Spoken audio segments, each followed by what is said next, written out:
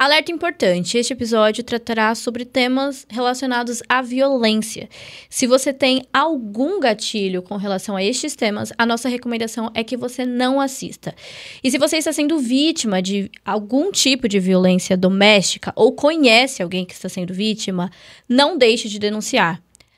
Está aparecendo aqui na tela e nós também deixaremos na descrição desse vídeo canais de denúncia. Você pode denunciar de forma gratuita e anônima. Boa tarde, Mozart. Estamos de casa nova. Chique, né? Boa tarde. Boa tarde. Já quero aí te ouvir. O que você achou do nosso cenário novo? Olha, tudo muito bom, tudo muito novo. Gostei da dinâmica aqui, tudo mais. Tem alguns objetos bastante convidativos aqui. Coisa que me lembra a década de 80 aqui, ó. Olha que legal. O pessoal que gosta das coleções aí vai gostar muito desse nosso cenário aqui. Mas obrigado novamente. Tô virando já da casa já, né? Já virou. E hoje a gente tá... inclusive, novamente eu vou começar falando de um detalhe importante, trânsito. Cheguei atrasado aqui, atrasado no sentido de não era a hora que eu planejei. Da hora porque eu planejei, eu cheguei aqui uns 20 minutos atrasados. Então, a gente, em semana de cópia, a gente precisa começar a pincelar o quanto isso também traz desafios para a gente, né? Sim. Desafios cotidianos, não só na floresta, que é importante, mas no dia a dia também nos traz alguns desafios aí. Mas basicamente é isso. Mas que bom que chegamos, né? Aqui. Temos um tema muito importante para a gente conversar hoje e para estrear aqui o nosso novo cenário, do jeito que os nossos seguidores merecem. Sempre uma conversa profunda, mas leve, né? Ao mesmo tempo. Exatamente. A gente vai conversar hoje sobre violência doméstica. É um assunto bastante denso também. Geralmente a gente traz assuntos densos para cá, mas que são incômodos essenciais, como a gente costuma dizer, né? E eu acho que um bom pontapé para a gente começar a nossa conversa é o seguinte: não dá para falar de violência doméstica sem falar sobre o ciclo da violência, né? Antes de uma violência se concretizar ali numa agressão, efetivamente, ou até no caso mais grave, que é o feminicídio, a gente passa aí por diferentes etapas, né? Então, a questão que eu quero já colocar para você, Mozart, é a seguinte: você, enquanto advogado, como que você analisa aí a conjuntura da nossa legislação brasileira quando o assunto é os direitos das mulheres, quando o assunto é principalmente o feminicídio? A gente tem uma legislação hoje que é suficientemente boa para amparar as mulheres cis e trans. É isso aí, importante. Hoje, só para pontuar esse que você falou sobre cis e trans, hoje é pacífico. O entendimento que a proteção à mulher não é exatamente sobre a questão biológica, é a questão de ser mulher mesmo, né? Pode ser aplicado a travestis, transexuais. Então já vamos começar. Hoje a legislação brasileira protege não só o gênero na sua forma biológica, né? Uhum. Então o entendimento hoje é bastante pacífico com relação a isso. Ciclo de violência e direito das mulheres. Como você está falando de ciclo de violência, eu preciso também pontuar uma questão. Eu acho que é muito importante a gente partir dessa premissa. Será que eu consigo acabar uma violência com outra violência? Me parece bastante peculiar a abordagem sobre o seguinte aspecto. Até que ponto a gente gerar uma violência vai acabar com a violência que iniciou? Bastante... O que eu quero dizer com isso? Esse ciclo da violência, se a gente não interromper ele em algum momento, ele tende a ficar infinito. Como assim? Eu não interrompi quando a mulher foi cerceada, por exemplo, do seu direito à liberdade. A roupa que podia usar, o marido foi lá e falou que não podia. A conversa com os amigos foi tolhida.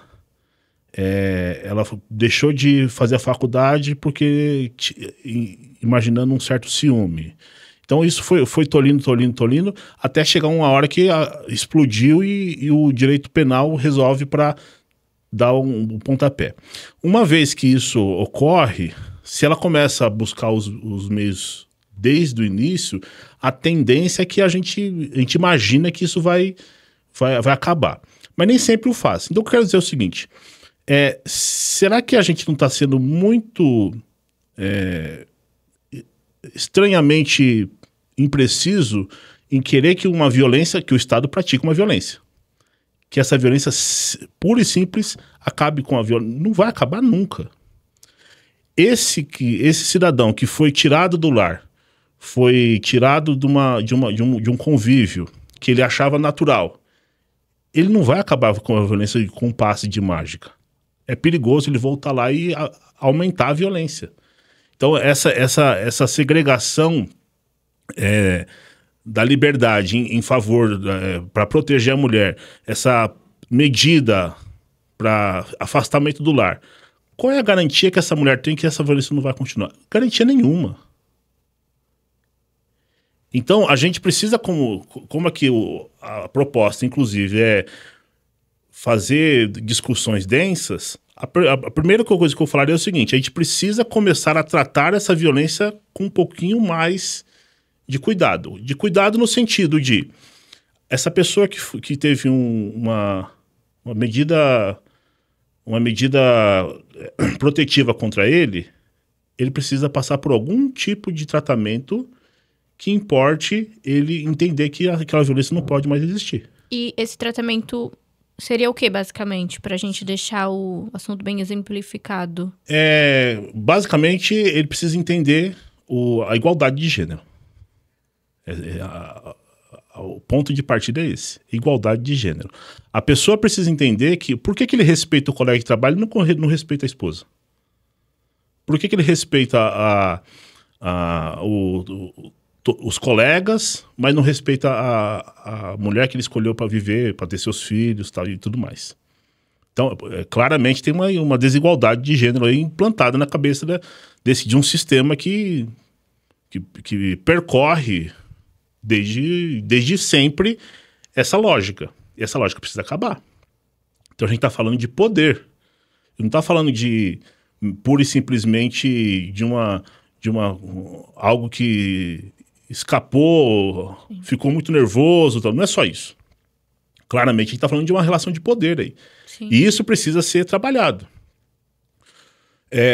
Nós, no Brasil, temos o péssimo hábito de achar que a legislação vai resolver. Estamos às voltas aí de uma discussão ferrenha sobre o que fazer o tratamento jurídico acerdado com o tráfico de drogas e o crime organizado. Determinado campo político entende que tem que ser de um jeito, o campo político Y acha que tem que ser de outro jeito, cada um com seu reclame político próprio, ao passo que no meio aí tem um ente chamado população que só está sofrendo. Sim. Seja pelo lado A, ou pelo lado B, pelo lado da direita ou da esquerda. Nas minhas aulas eu costumo dizer que o populismo penal no Brasil ele é ambidestro, tal qual a corrupção. Hoje o Estado que mais, com a sua mortalidade provocada e como vítima da polícia, é um Estado governado pela esquerda, se eu não me engano, há 16 ou 20 anos.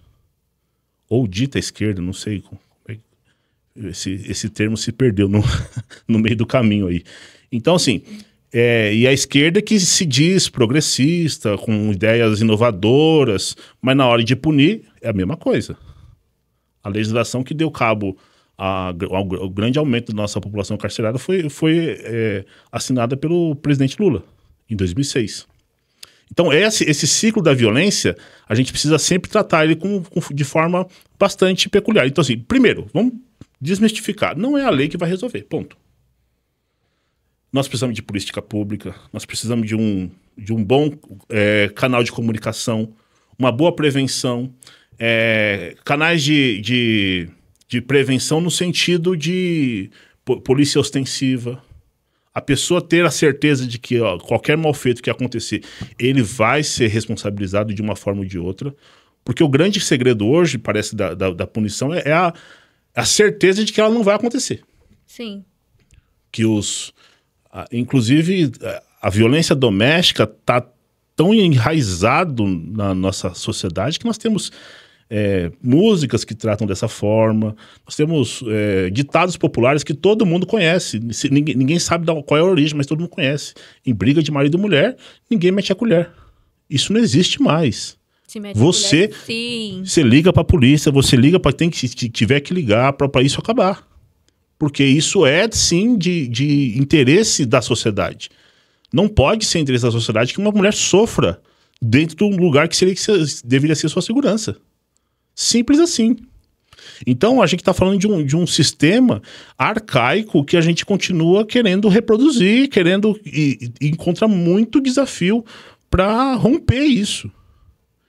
Eu estava vendo um podcast que eu ouço semanalmente, uma proposta americana sobre o voto familiar. Parece muito bonito, né? Mas a primeira pergunta que um jornalista fez diante da apresentação foi a seguinte: tá bom, o marido quer votar de um jeito e a esposa quer votar de outro. Como é que resolve isso?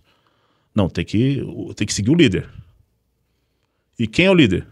Você tem alguma chance de... Você quer tentar imaginar quem seria... Os operantes que a gente tem, um homem, claro. Isso já me liga para aquilo que a gente geralmente conversa, né? Tanto nas gravações quanto nos bastidores. Tá, a referência é a família tradicional, mas tradicional para quem? Para quem? De quando? Como? Exato. Porque se a gente parar para pensar, por exemplo, na realidade do Brasil que temos hoje, muitas casas são lideradas, são sustentadas por mulheres. Por mulheres periféricas, por mulheres, né, negras, mais pobres. Então, já não é uma família tradicional. Já começa por aí. Aliás, episódios atrás aí, falamos sobre tradicional família brasileira, teve um corte que falou exatamente sobre esse aspecto.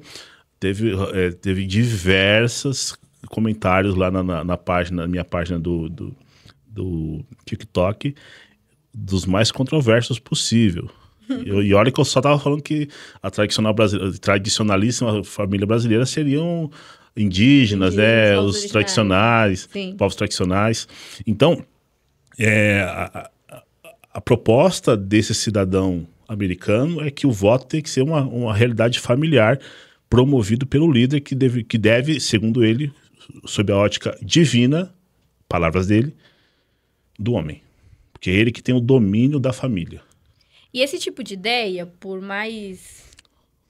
Sem nem abrupta, abjeta. Seja, só pelo fato dela estar acontecendo em 2025, isso me liga o alerta. A gente realmente está avançando no debate ou a gente está retrocedendo?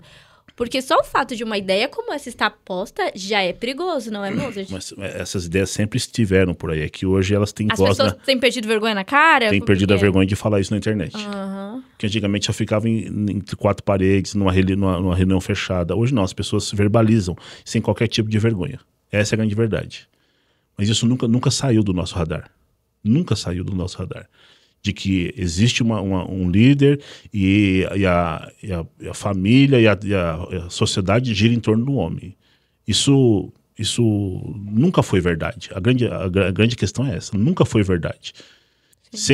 Por algum momento, por questões óbvias, houve uma separação de funções, só que isso não precisava ser por questões biológicas básicas. A mulher é que carrega o filho, a prole, carrega, amamenta. Então, nesse momento em especial, ela precisa ter uma atenção, claro, com a família, com os filhos, e alguém tem que buscar o sustento. Mas eu estava vendo uma comediante e falou assim: mas como é que a pessoa vai falar de levar o sustento hoje, o cara que não consegue bater um prego em casa? Se o pneu furar, ele chama o seguro. As pessoas hoje não sabem trocar um pneu do carro. Uma coisa que... Eu lembro que um dia eu estava vendo uma reportagem que na década de 70 você recebia o manual do carro que ensinava você a trocar as velas, ensinava o funcionamento delas todas.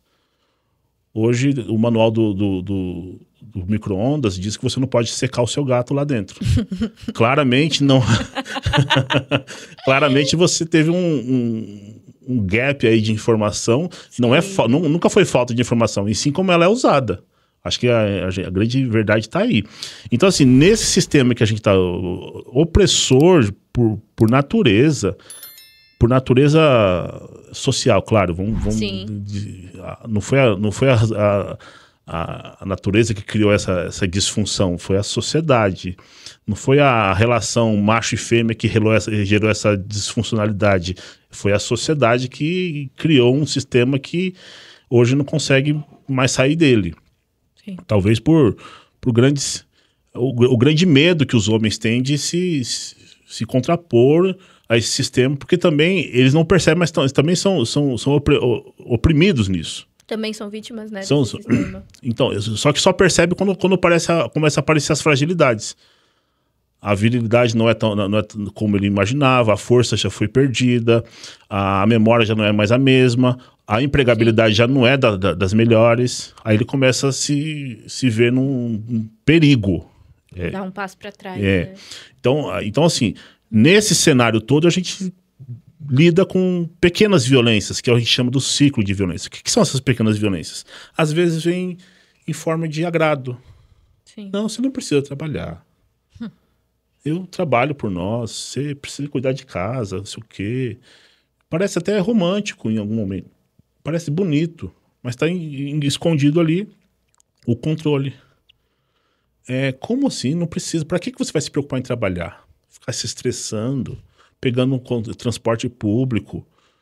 De fato, ninguém queria passar por isso. Nem eu, nem homem nenhum que gostaria de passar por isso, mulher nenhuma que queria passar por isso. Mas isso é um sistema que está posto. A gente precisa trabalhar, precisa buscar o sustento. Então, essas pequenas violências não vão... tudo bem, sem problema. Aí você vai fazendo uma concessão aqui, outra ali, acha que... Não... Quando, na verdade, você precisa ser radical do começo ao fim. A grande verdade é essa. Mulheres, não aceitem qualquer que seja uma dilapidação da sua liberdade. Da sua liberdade, da sua religiosidade. Não, eu preciso seguir a religião do meu marido. Como assim? Você precisa seguir a religião que você quer. Mas é melhor que sejam os dois. Tudo bem. Seria um cenário ideal. Todo mundo, a família unida, vai para um lugar. Mas se não for, não se prive disso. Perfeito. Ao contrário, você precisa... Porque a família nada mais é do que o resultado de um afeto. Se o resultado é do afeto, ele não pode ser vincular nenhum tipo que esteja na sua essência. Questões como religiosidade está na essência da pessoa. Sim. Seja ela qual for, não estou aqui defendendo a minha religião ou não.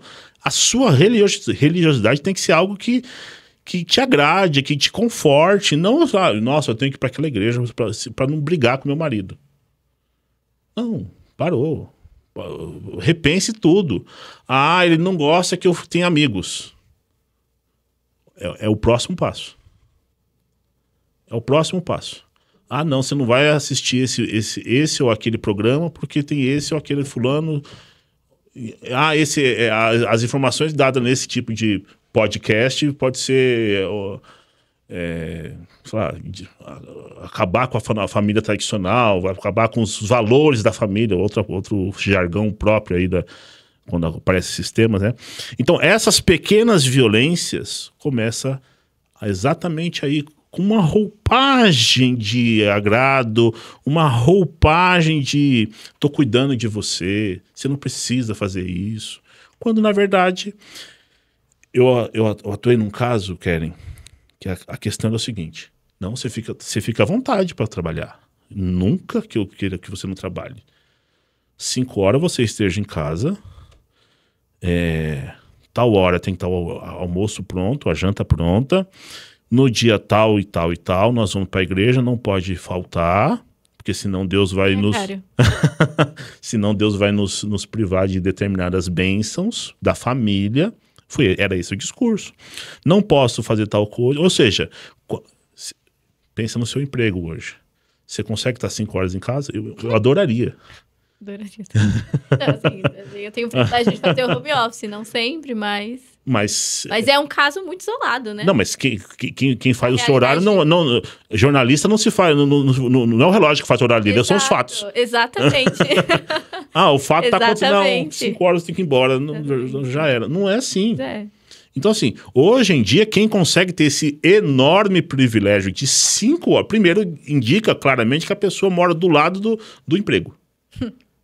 Por quê? Já é uma sorte danada. Já em São Paulo, salvo engano, a média de deslocamento é 2 horas. 2 a 3 horas. 3. Então, assim, se a pessoa saiu 5 horas, já vai chegar 6. Já não entra no. Não, você pode fazer o que você quiser. Desde que você não pegue ônibus. Tinha esse detalhe também. Não podia pegar ônibus em determinada hora para não ser molestada. Olha que proteção. Eu não tô entendendo se ele é fã ou hater dessa mulher, né? Porque a preocupação com ela fora de casa e dentro de casa também tá sob perigo. Então. É complicado, né? A grande questão é o seguinte. Um caso muito peculiar, colega, não vou falar muitos detalhes para evitar problemas. Mas a mulher o cara construiu toda uma casa para que a mulher não precisasse sair. Ela não tinha a chave da casa. Ele saía e deixava ela trancada dentro de casa. Eu tô falando, Keren, que a pessoa ela lavava a roupa dentro de casa. Ela passava a roupa, secava a roupa dentro de casa para não precisar sair, porque o marido não deixava. Ninguém se assustava com essa situação. Ninguém. Ao contrário, nossa, que cuidado, que amoroso, que marido amoroso é esse. Eu não estou falando de caso que eu li em vídeo, não, eu conheci essa pessoa. Fazia parte do meu ciclo de amizades. Ou seja, é o homem socialmente sempre colocando a mulher no lugar de objetificação, literal, né? De objeto. E, Mozart, me assusta muito, que assim, eu consumo muito TikTok, né? Bastante. É lá que a gente se informa hoje. Conforme li meu TikTok. Eu consumo muito TikTok. E eu percebo muito na rede um discurso de meninas mais novas falando que o grande sonho hoje é ser bancada por um homem. Estar em casa às 3 da tarde fazendo bolo. Tem muitos memes, inclusive, em torno disso. Sou super a favor dos memes, mas isso me gera uma grande preocupação, sabe? Aquele discurso antigo tem voltado muito entre as meninas mais novas. E, claro, isso eu não percebo só no aspecto da rede social, também no meu convívio social, de modo geral, mas lá eu percebo que isso tá bem forte, sabe? Tá ganhando, enfim, uma notoriedade absurda. E aí, eu me questiono, assim, realmente pra onde a gente tá indo, sabe? Nesse debate todo. E você, menina, mulher, principalmente você, menina mais nova que nos assiste, escute muito bem isso. Tenha a sua renda. Ponto. É isso. Seja como for. Acabou o episódio, é isso. A gente poderia terminar esse assunto aqui. Vende seu bolo de pote. Entra na faculdade. Não quer fazer faculdade? Não sei. Tenha independência. Tenha independência financeira, porque dinheiro é poder. Vamos fazer no mundo capitalista. Vamos falar um pouquinho sobre economia e história? Eu tenho um pé lá na economia também, né? O meu primeiro curso foi economia. Aí eu faço certa feita para provocar as mulheres no Dia das Mulheres. A minha essência é provocar. Então eu começo sempre com a seguinte fala: onde já se viu, minha esposa, não é ela que decide o que fazer com o dinheiro. Onde já se viu um absurdo desse? Claro que não. Nem ela, nem eu. Normalmente são nossas necessidades. Perfeito. Ponto. Agora vamos falar pela história. Historicamente, quem cuidava da casa sempre foi a mulher. E cabia ao homem buscar o sustento das formas diversas. Historicamente, foi sempre boa parte das sociedades se organizaram dessa forma. Vamos pensar aqui questões industriais, pré-industriais, era isso. Então, imagina que da noite para o dia, com a Revolução Feminina, nada contra, ao contrário, nasce um contingente gigantesco de trabalhadores. Sim. Então, assim, vamos imaginar em números.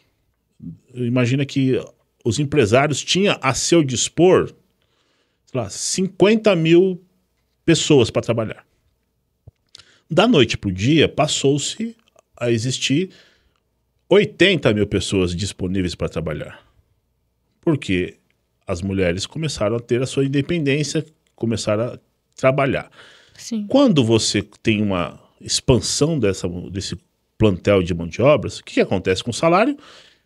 Tem mais gente trabalhando. Opa, você que ganhava 100, eu vou contratar 2 mulheres, eu vou pagar 30 para cada uma delas. E se precisar, ainda contrato uma terceira, e ainda vou ter 3 mulheres trabalhando ao preço de um homem. Porque historicamente falava-se que o homem tinha que ter um salário maior porque ele era o arrimo de família. Hoje já não é uma realidade, que o IBGE já está trazendo novidades aí. Sim. Já não é desse, já faz um tempo já que mudou essa pirâmide aí, né? Então, quando a gente está falando disso, eu costumo dizer o seguinte: a mulher saindo do lar, o que aconteceu? Alguém perdeu, alguém ganhou. Sempre tem isso. Sim. Essa relação de ganha-ganha é só na palestra do coaching. Alguém ganha, alguém perde, ponto. As nossas crianças passaram a ser cuidadas por profissionais e não pela própria mãe. Eu me sinto uma pessoa extremamente privilegiada porque eu tive os cuidados da minha mãe praticamente integralmente. Minha mãe casou basicamente para ir trabalhar. As crianças passaram a ser cuidadas por profissionais que não podem dar atenção devida. Os homens passaram a ter salários menores por conta do contingente maior. Não menores que as mulheres, mas menores do que da realidade anterior. As mulheres passaram a trabalhar mais porque, além dos cuidados domésticos, ela acumulou um emprego. Normalmente em condições insalubres, normalmente em condições péssimas, porque ela precisava ter uma certa independência. Você percebe que todo mundo perdeu? Só que teve uma pessoa que ganhou com isso. Só uma pessoa. O cara que é o dono do capital. O cara que contrata. O cara que gerencia essa mão de obra. Ele continua produzindo cada vez mais. Ele continua pagando cada vez menos, por mais gente trabalhando. E, como essas mulheres também têm certo poder aquisitivo, passou a consumir mais também. Ou seja, só tem uma pessoa que ganhou com isso. O cara que acumula o capital, que detém esse capital. O grande empresário, o cara que vai... Então, para esse contingente das pessoas, é um cenário ideal. Eu aumento o mercado consumidor, aumento o número de trabalhadores, reduzo os salários, tenho uma produtividade cada vez maior, tenho um consumo cada vez maior. Para ele tá bom assim. Quem é que perdeu? Quem ganhou? Só os empresários. Quem perdeu? A sociedade como um todo. A mulher, que passou a ter jornada dupla, às vezes tripla. E o homem também não ganhou, não. A pessoa comum ali, o trabalhador, também não ganhou. Porque os cuidados que ele estava acostumado passaram a ser diferentes. Então, assim, uma amiga me falou assim: eu não quero saber de trabalhar. Eu não sei quem é que foi lá queimar sutiã. Eu quero voltar para casa. Eu falei assim: você fala isso porque você pode escolher. O problema está todo aí. Eu acho digno, acho muito interessante que, se você queira se dedicar à sua família, não há nenhum problema com isso. O problema é que alguém te force a isso. Aí que tá toda a problemática. Que alguém força que não, você vai ter que ficar em casa para cuidar das crianças. Não é que vou ter que ficar em casa. Se a pessoa escolhe isso e ela tem a liberdade de escolher isso, dentro de um anseio familiar aí, que você possa decidir livremente isso de forma que, olha, isso é a melhor coisa do mundo. E inclusive tem algumas mulheres que estão conseguindo cargos mais rentáveis, com salários maiores, invertendo-se, onde o homem cuida da casa e dos filhos e a mulher vai para trabalhar. E tá tudo bem. Ué, qual o problema? Amor, tamo junto, hein? Eu ia aproveitar isso que você falou, eu brinco muito com o meu parceiro também, né? que quando a gente traz essa conversa assim pro dia a dia, ele fala, e nessa situação que a gente tá, até a Nala, que é a cachorra, vai ter que começar a trabalhar. Não tem jeito. Não tem jeito. Então, assim, o grande problema é que eu não tenho nenhum preconceito se a pessoa é dona de casa, cuida disso, cuida... Existe uma proposta legislativa agora de colocar no cálculo do PIB os cuidados. Como assim? Para pensar quanto que sua mãe deveria ter recebido pelos cuidados que ela teve com a família. A sua avó. Você entendeu? Famílias gigantescas que orbitam em torno de um cuidado específico da mãe, da avó, e isso não é contabilizado. Só é contabilizado o cara que sai para trabalhar e às vezes não traz todo o dinheiro para dentro de casa ainda. Se perde aí no meio de uma aposta, se perde aí no meio de um vício qualquer, de uma bebedeira, num jogo, no futebol e tal, e esse dinheiro nem todo vem para dentro de casa. Então, esse cara que sai e às vezes faz desmandos com dinheiro é contabilizado no PIB. Por quê? Ele gastou com a cachaça, ele gastou com o jogo, ele apostou na bet, ele fez uma série de coisas. A mãe que ficou o dia inteiro em casa, uma rotina exaustiva, acorda cedo, leva a criança pra lá, aí quando a casa dá uma sossegada, agora eu tenho que arrumar, não é que ela pensa assim, agora eu tenho que descansar, não, ela tem que arrumar, porque daqui a pouco as crianças vêm, vai bagunçar de novo, tudo isso não é contabilizado pro PIB. Os cuidados em gerais não remunerados. Agora, sim, pergunta para quem precisa, para quem já precisou, né, desse tipo de serviço, quanto custa um cuidador? Não é um salário mínimo. Porque se é um cuidador, você precisa ter no mínimo 3. Porque se ele vai trabalhar 8 horas, ou 24 horas, você tem que ter 3 pessoas trabalhando. Então, se cada uma cobrar um salário mínimo, olha, já estamos falando de R$4.500. Para cuidados específicos, não é cuidados em geral. Não é cuidados que começa na madrugada e vai até a outra madrugada, indistintamente. Então, esse cálculo está começando a surgir ideias de colocar isso no nosso PIB. Então, trocando em miúdos, na história teve alguém que lucrou muito com essa saída da mulher de casa. Até pouco tempo atrás, a mulher só podia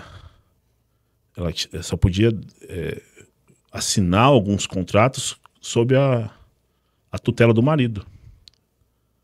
Eu não tô falando de 300 anos atrás, não, tá? A minha mãe, saudosa memória, por muito tempo usava o CPF, o SIC, na época era SIC, do meu pai. Eu lembro o dia que eu fui com a minha mãe para ela tirar o CPF dela. Então, minha mãe faleceu em 2018, nasceu em 55. Então a gente não está falando de gente de 2 séculos atrás. É uma realidade muito próxima. Muito próxima mesmo. E assim, não é que era uma coisa opressora do meu pai. Não, pra quê? Naturalizado. Não, pra quê? Não, pra que assim? Tirar CPF? A pergunta era essa, pra quê? Não, minha mãe foi lá, tirou e tal. Meu pai nunca se opôs também, mas assim, não tinha necessidade. Ninguém fala, pra que um cachorro vai ter CPF? É quase isso.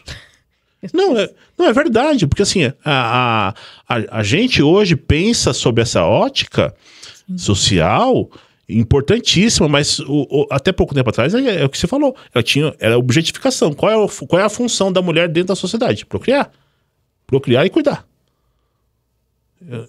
É difícil falar isso, é difícil viver isso. É difícil olhar para isso e achar que é normal. Eu só tô verbalizando aquilo que acontecia. Mas nunca aconteceu isso na minha casa. Tudo bem, é uma realidade. Um recorte mínimo ali, mas no geral acontecia isso. Então, o Brasil começou a sofrer enormes pressões internacionais, porque tinha números absurdos.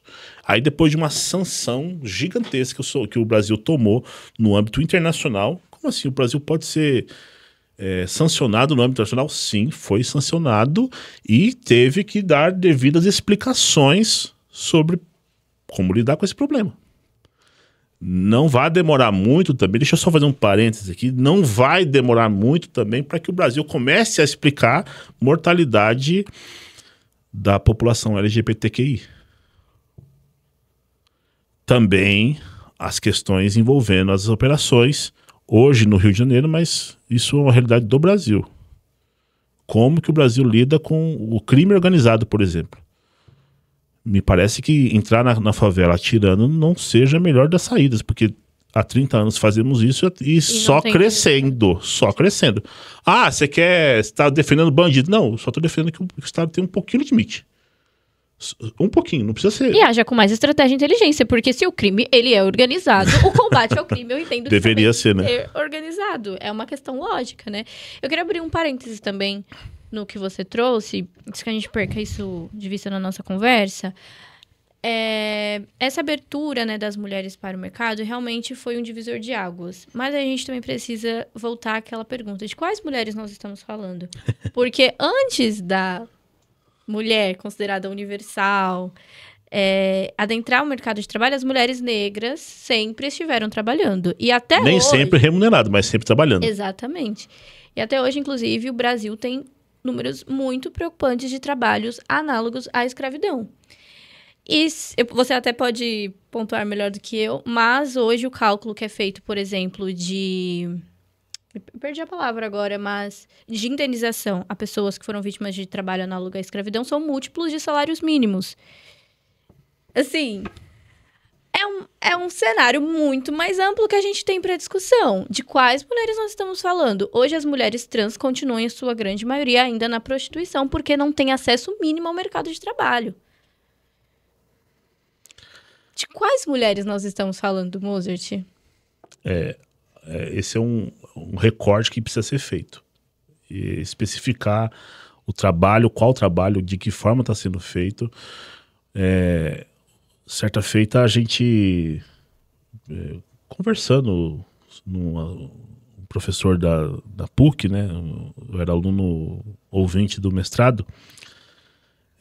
O professor falou uma coisa que eu demorei a processar, mas a escravidão só acabou porque passou a ser mais barato pagar um salário mínimo. A questão é econômica. Você falou que as indenizações são sempre baseadas em salários mínimos. Eu peguei um caso de Minas Gerais que o cidadão ficou 2 anos preso. 2 anos. Você imagina o quão doloroso deve ser você ficar preso, sendo culpado. Mas a gente entendeu pela lógica jurídica que isso tem que acontecer. Sim. Sendo culpado, você ficou 2 anos lá. Imagina, um dia já é ruim. Culpado. 2 anos também é ruim, sendo culpado. Agora imagina, a pessoa foi declarada inocente e foi apontado diversos erros do judiciário brasileiro. O juiz que aceitou a ação indenizatória, qual foi o cálculo que ele fez?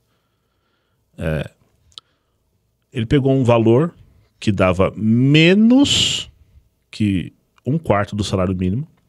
Só para você ter uma ideia, para você ter o benefício menor que existe, que é o benefício de prestação continuada, o cálculo que é feito é se a renda familiar per capita é menor ou maior do que 1/4 do salário mínimo.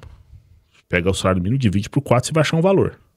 O juiz pegou um valor que foi menos que isso, fez vezes 24 e achou uma indenização para ele. Para esse juiz, ele entende que a indenização por um erro do judiciário, por uma vida de um preto, pobre, é equivalente a um valor abaixo da linha da miséria. Que você não consegue sobreviver dignamente com 1/4 do salário mínimo por pessoa. Seja qual for a sua realidade hoje, você não consegue. Você vai estar abaixo da linha da pobreza. Então esse juiz... Aí eu lembro numa sala de aula, isso gerou até desconfortos entre os colegas desse cidadão. Eu falei assim, professor, mas também você precisa fazer o seguinte cálculo. Pois não, eu já via que... Já entendi que ia vir coisa que eu ia me arrepender de ter ouvido. Falei, qual seria o cálculo que você está... Não, a pessoa comeu, a pessoa dormiu, A pessoa foi tirada da liberdade, meu amigo. Pouco importa como. Claro. Estando comendo de graça ou não, eu queria ir para onde eu quisesse. E por conta de um erro do Estado, eu fiquei 2 anos preso. É isso, não tem mais outra coisa para falar. Mas onde está o problema, então? Já falamos isso um dia. Como é que resolve isso? Ninguém analisa o mundo sob a ótica de nada, senão sobre sua própria ótica. As lentes que você vê o mundo são as lentes do seu histórico, das suas vivências. Como assim? Você acha realmente que algum juiz desse país já experimentou o dissabor de passar 2 anos preso? Dificilmente. Temo até dizer que é um pré-requisito não ter passagem pela polícia estando querendo esse. Então, assim, eu posso afirmar que nenhum deles passou por esse infortúnio. Mas, possivelmente, algum juiz passou pelo infortúnio, por exemplo, de programar uma viagem com a família e a companhia aérea atrasar o seu voo 3 horas. E esse juiz, por exemplo, fique cansadérrimo esperando numa sala VIP. Certo? Imagina o infortúnio que é você marcar para o seu voo às 6 horas e ele só sair, sei lá, 9 horas da noite. Então, é um sofrimento do tamanho. Em média, consegue-se... Teria esse tipo de problema. Eu já vi uma condenação nesses níveis aí de 50 a 60 mil reais. Meu Deus. A pessoa que ficou presa 2 anos teve, se não me engano, 25 mil reais de indenização. Presa 2 anos, injustamente, 25 mil reais. O cara ficou 3 horas esperando um voo, 50 mil reais. Então, assim, esse juiz que julgou essa causa desse cidadão, ele nunca viveu essa dor, então ele não sabe o que é. E não tem um mínimo de compostura ética humana para ser minimamente Você é razoável. humano, razoável com essa pessoa que passou esse tempo todo. Ah, mas é incalculável. Também você acha que é incalculável. Recentemente nós vimos um caso que um cidadão ficou 28 anos preso e a pessoa que diziam que ele tinha matado apareceu viva. Ah, mas o que aconteceu? Não, eu fui viajar, não quis dar notícia pra ninguém. Depois de 28 anos ele apareceu. É uma reedição dos casos dos irmãos Naves. Talvez o maior erro do judiciário do Brasil. O pessoal do direito já viu essa história. O que acontece? 2 irmãos e um primo eram sócios. Venderam o comércio, foram para uma festa comemorar. O terceiro, o primo, sumiu. Alguém lá entendeu que ele tinha morrido. E o pessoal estava com dificuldade de fazer a divisão por 3, matou um e dividiu por 2. Esse foi esse cara foi condenado. Os 2 irmãos foram condenados. Um deles morreu, se não me engano, depois de 10 anos preso. Um ficou, se não me engano, 24 ou 25 anos preso. Quem aparece? O primo. Uau. Disse que até então esse é o maior erro judiciário do país. É o famoso. Tem livro, tem filme, tem tudo. Começo do século passado, se eu não me engano. E isso trouxe enormes prejuízos. Inclusive, o cara perdeu a vida. Não existe lugar mais insalubre, mais perigoso para a própria existência do que uma cadeia. Então, como é que eu vou justificar essa... Eu vivo num sistema capitalista. Tudo é dinheiro. Precificaram a água, precificaram o ar, precificaram tudo. O pessoal do litoral norte está sofrendo lá com as taxas ambientais. E dizem que é para melhorar o ar. Será que realmente vai melhorar o ar? Cobrar mais caro dos carros? Não sei. Fica aí a reflexão. Me parece que não é exatamente esse o critério. Mas então, assim, depois do Brasil ser extremamente cobrado no âmbito internacional, ele criou uma lei, 11.340, que é a lei chamada Maria da Penha, que foi um avanço. Alvo de muitos ataques, né? Até Sim. hoje. Muito importante Ataques, também. ataques desprevidos de qualquer apego à realidade, inclusive. Por quê? Sempre que a gente vê uma população minorizada, estigmatizada, sofrer algum tipo de proteção, vem sempre os defensores da moral e dos bons costumes, onde já se viu uma lei inconstitucional, porque trata pessoas diferentes, pessoas com desigualdade, pessoas que são iguais. Espera só um pouquinho, eu nunca vi sistematicamente os homens sofrerem com violências com as mulheres. Nunca vi. Ah, mas eu tenho fulano de tal que apanhar. Eu também tenho. Tô tratando de um caso exatamente isso. O camarada sofrendo com a ex-mulher. Sofrendo mesmo. Ela simplesmente não quer que ele visite a criança porque ela não gosta da sogra. E essa visita, ela não quer que ele leve a criança para ver a sogra, para ver a avó. E em nome disso, teve violência, teve BO, teve tudo. Então, a partir dessa realidade, existe, mas não é sistemática. Claro. Não é algo comprovadamente, estatisticamente. Então, criou-se essa lei. Essa lei foi objeto de muitos questionamentos da ordem ideológica, de ordem jurídica, de tudo. Tem seus erros, como toda lei, mas ela trouxe bastante avanços. Dentre os avanços que nós temos, é as medidas de urgência, medida protetiva de urgência. O que é isso?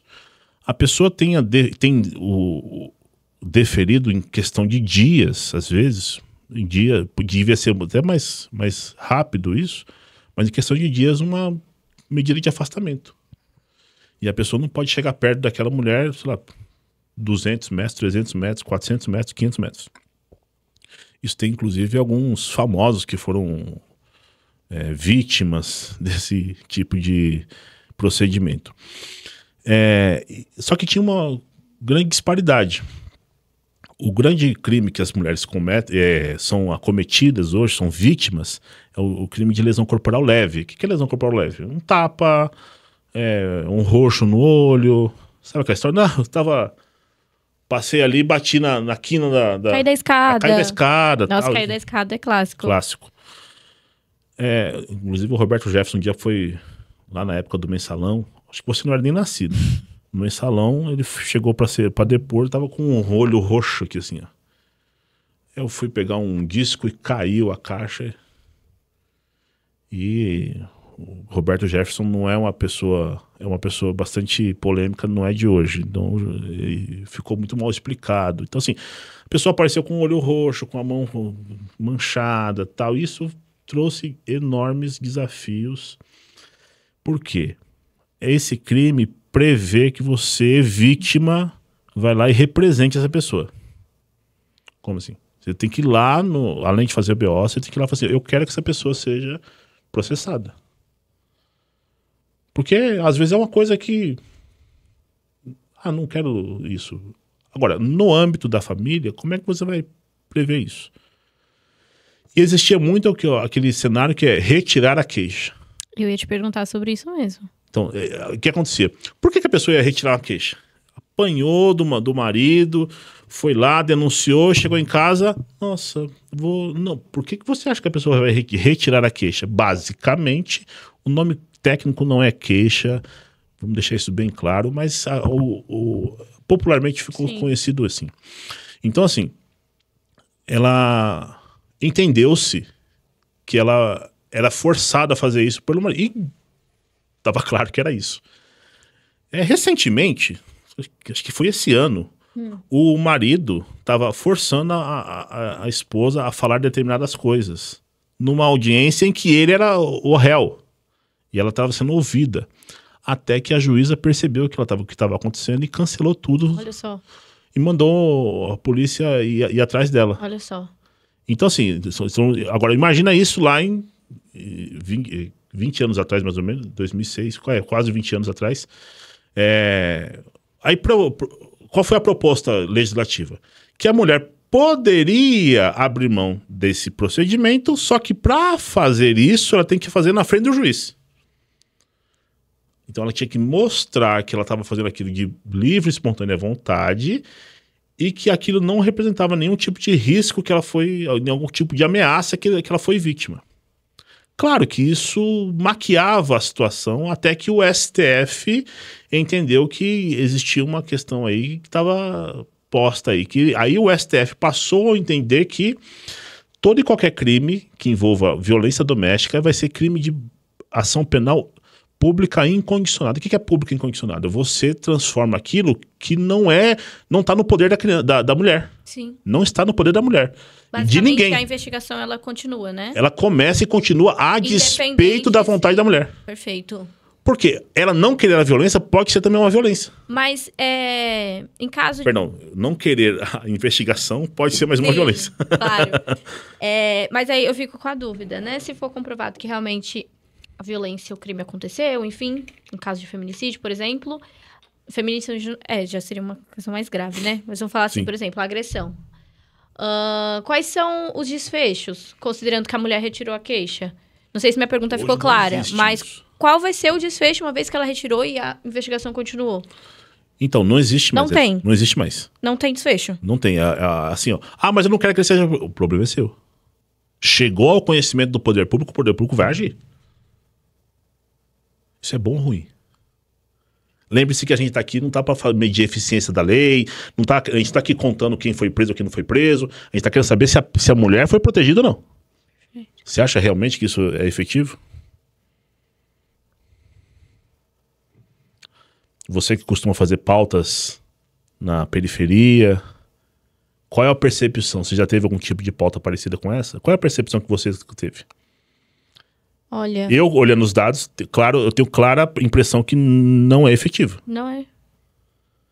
Tenho clara impressão nisso, que não é. Eu ouvi um discurso de um tenente-coronel, achei muito interessante, que é um projeto numa determinada cidade que fala o seguinte: a gente está fazendo prevenções contra isso. Como que é isso? A gente recebe a lista das pessoas que estão em liberdade, porém respondendo o processo, e tem medida protetiva. E começa a fazer rondas programáticas perto dessa pessoa. Vez ou outra bate... Tudo bem, cidadão? O senhor tá morando aonde? Ou então, vai lá ao lugar que ele falou que tava morando e ele não tá lá. Liga, por que o senhor não tá aqui? Eu mudei. Por que o senhor não avisou o processo? Para a pessoa entender que ele está sendo fiscalizado. Perfeito. Isso simplesmente não acontecia no Brasil. É a primeira vez que eu vejo uma notícia de um trabalho preventivo, na essência, feito pela Polícia Militar. Preventivo nesse sentido. Não é esperar a mulher apertar o botão do pânico, não sei o quê. Porque hoje tem o botão do pânico que as mulheres recebem na delegacia da mulher. Que, aliás, foram quase desmontadas, né? Boa parte delas. Foi transformada numa sala lilás, se eu não me engano. A pessoa vai numa delegacia. A boa parte das delegacias da mulher não funcionam em regime de plantão. Ela tem um horário fixo para funcionar e acabou.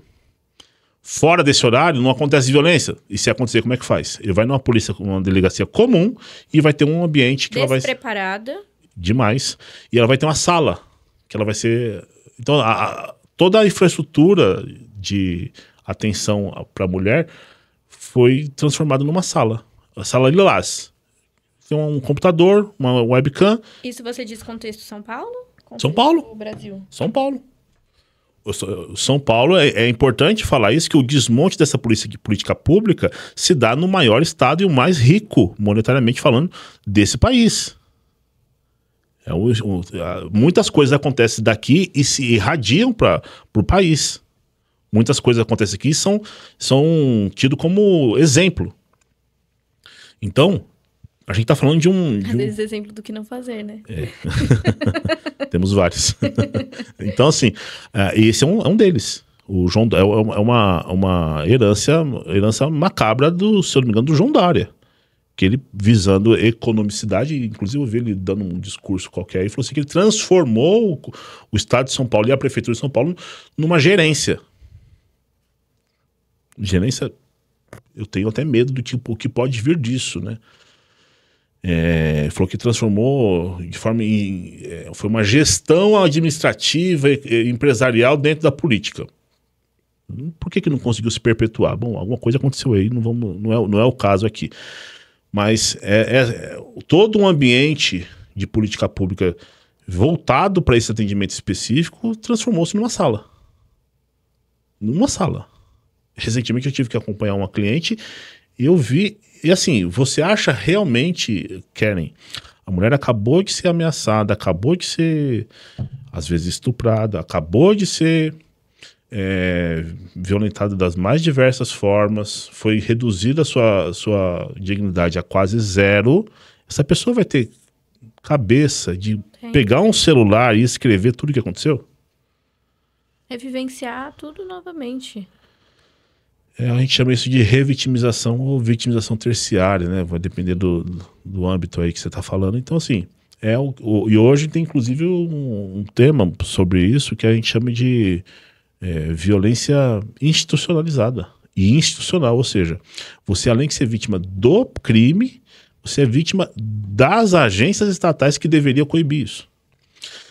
Então, assim, aí a partir foi tomando alguns contornos a violência doméstica, o tratamento jurídico foi modificando, as palestras e mais palestras transformaram essas mulheres em pessoas com mais coragem de denunciar.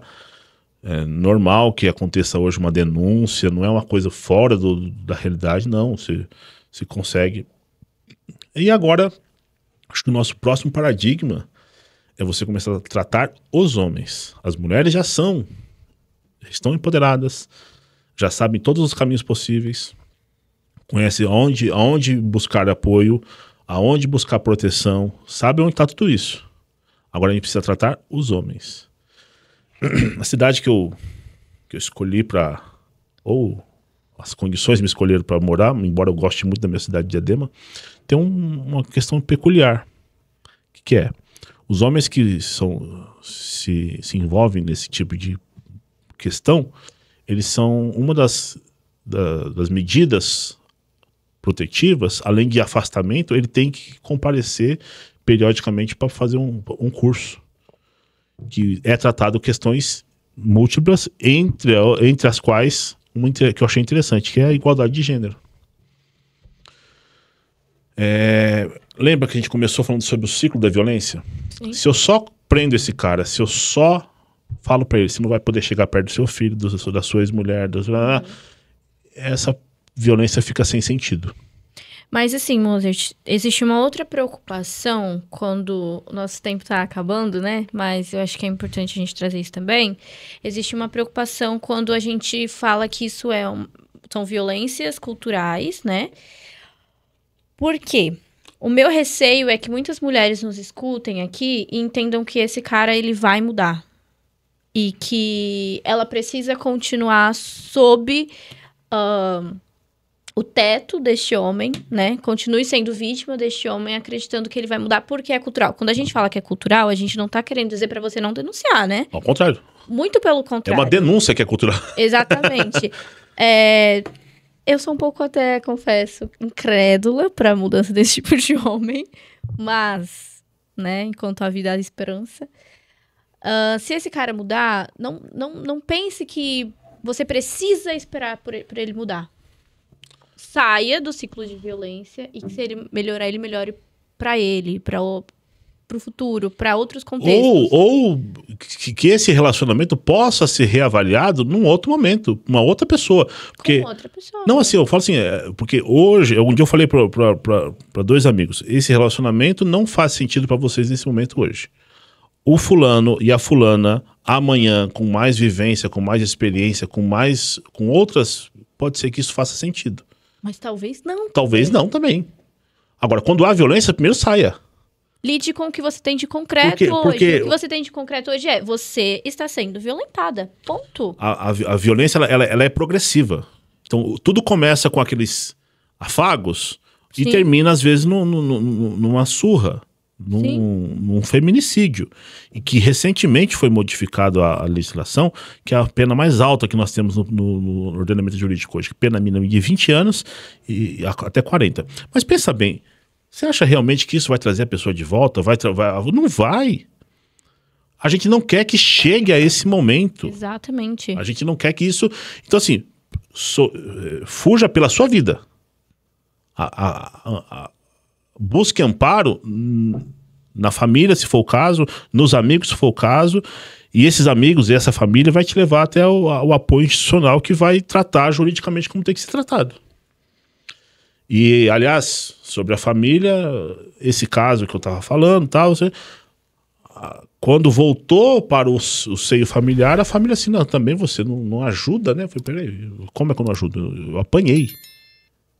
A moça ficou revoltada. Eu apanhei. Como você vem falar para mim que eu não ajudei? Eu não colaborei. Então isso precisa ser denunciado. Algumas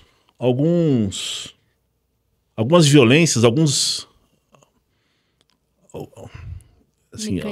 mecanismos, algumas instituições, elas parecem proteger, mas é um lugar extremamente perigoso para as mulheres. Sim. E crianças. Só para deixa aí para um próximo tema, falar sobre proteção das crianças.